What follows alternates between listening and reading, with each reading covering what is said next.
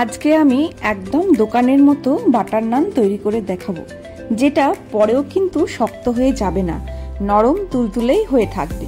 তাহলে শুরু করা যাক আজকের রেসিপি বাটার নান।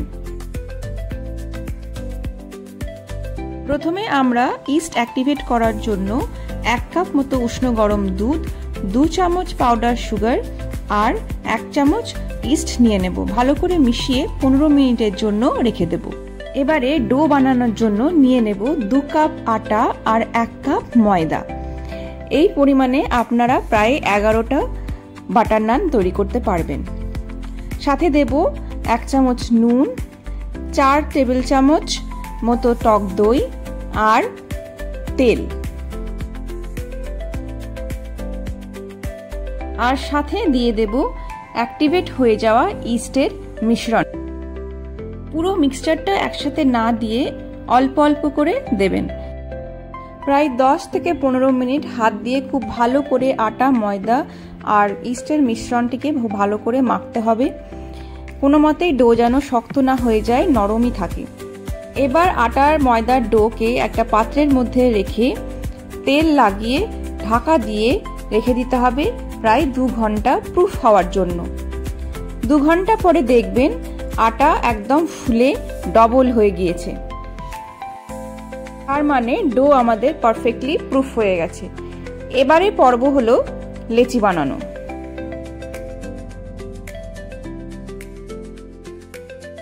ডো থেকে মিডিয়াম সাইজের লেচি কেটে নিতে হবে আর খুব হালকা হাতে গোল করে নিতে হবে। বেশি চাপ দেবেন না, তাহলে কিন্তু শেপ আসবে না। খুব হালকা হাতেই লেচিগুলো আপনারা বানিয়ে নেবেন। দেখুন কি সুন্দর নরম নরম লেচি তৈরি হয়ে গেছে। সবগুলো বানানো হয়ে গেলে একটা ভেজা কাপড় দিয়ে ঢেকে রাখবেন, যাতে ড্রাই না হয়ে যায়।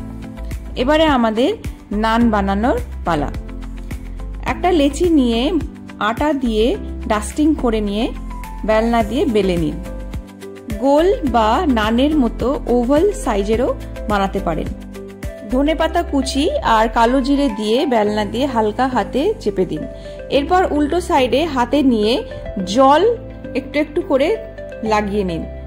জল না লাগালে পরে তাওয়াতে নান স্টিক করবে না। এরপর গ্যাসকে হাই ফ্লেমে দিয়ে তাওয়াকে উল্টে চারিধার দিয়ে নানকে সেঁকে নিতে হবে। খেয়াল রাখবেন যেন কোনো মতে আগুনের ওপর পড়ে না যায়। এই প্রসেসটা কিন্তু খুব সাবধানে করতে হবে। এরপর বাটার লাগিয়ে নিন, তাহলেই আমাদের নান তৈরি হয়ে যাবে। অনেক সময় তাওয়াতে নান স্টিক করে থাকতে চায় না, তাই আমরা আরেকটা প্রসেসও দেখে নেব। রুটি ফোলানো এই ধরনের জালির উপরেও উল্টো দিক করে নানকে রেখে ডাইরেক্টলি আগুনের ওপরে আপনারা সেঁকে নিতে পারেন।